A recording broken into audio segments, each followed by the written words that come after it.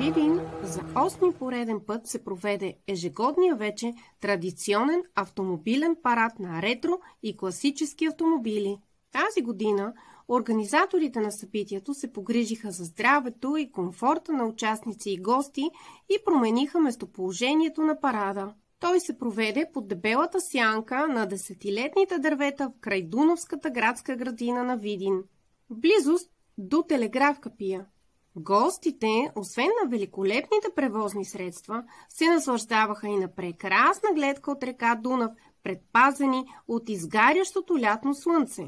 Виждате един трабант, произведен да бъде с мощност оригинално 26 конски сили, но напомпан от собственика до цели 115 и модернизиран даже с BMW джанти. Виждате прекрасен огнено-червен Форд Консул от 59-та, дошъл специално за парада от Сърбия.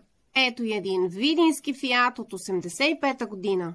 Както виждате, уникален зелен цвят.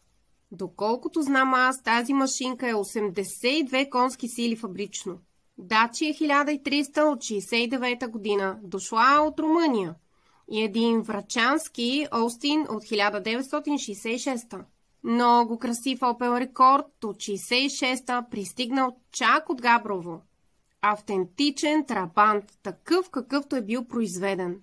Прекрасна ретро кола. Citroen от 1986 година, 602 кубически сантиметра, със своите цели 29 конски сили достига 115 км в час за 35 секунди. И още един Citroen от 60-те години. Истинска класика. Волга от 1962, две Аудита от 69-та и Шкода Октавия от 63-та, един Кадилак Девил от 67-ма, V8 4500 кубически сантиметра, 110 конски сили. Нека се разходим и разгледаме отблизо и от високо още много други прекрасни автомобили. Тази година парадът във Видин съвпадна с втория по рода си парад на ретроавтомобили в Разград. Този факт отклони и някои от участниците в парада. Особено живеещите в по-отдалечените краища на България и в близост до Разград.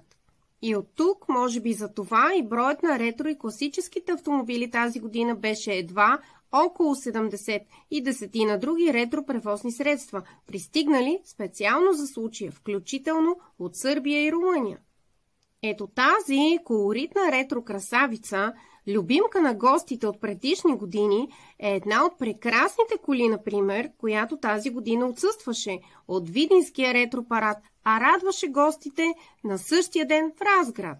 За нещастие, 9-тия ретропарад във Видин през 2025 година съвпада с 3-тия ежегоден парад в Разград и собствениците и любители на класически и ретроавтомобили отново ще трябва да избират в кой град да посетят парада, вместо щастието да е двойно и да се събират и в двата града стотици ретро и класически автомобили от цяла България, но на различни дати. Раздаването на грамоти и награди на участници в парада се проведе след тържественото откриване и символичното донасене на олимпийското знаме от Тихомир Иванов. Единственият българин носил олимпийския огън на Олимпийските игри в Париж, Франция. Виж как голям комар. Да, видински комар. Отглеждаме си го.